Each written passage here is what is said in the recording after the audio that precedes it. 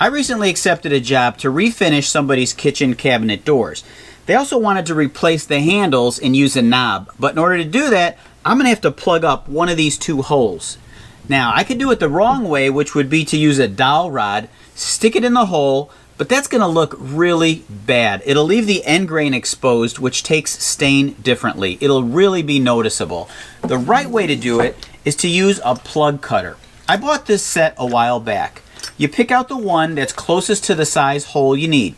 Then get a piece of wood that's the same material.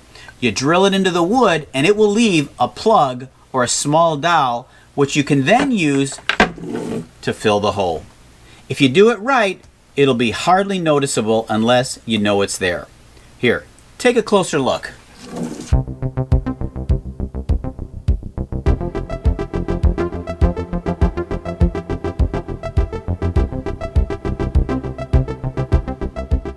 If you can use a drill, you can use a plug cutter.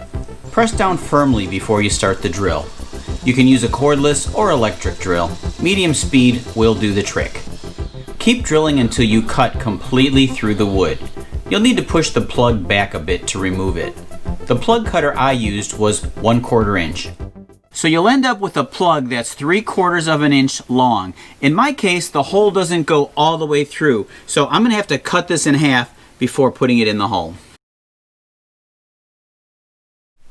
I need to drill a hole the same size or even slightly smaller, so I'm using a 15/64 drill bit.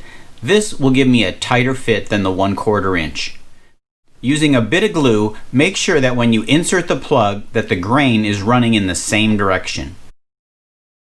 Using a sharp chisel, keep it flat and slowly cut evenly across the top. Some very fine sandpaper, and then I finished it off with some stain and polyurethane. And in the end, this is the result. Nothing you can do will look perfect, but that's not too bad. Thanks for watching Allie Picked and today's quick tip.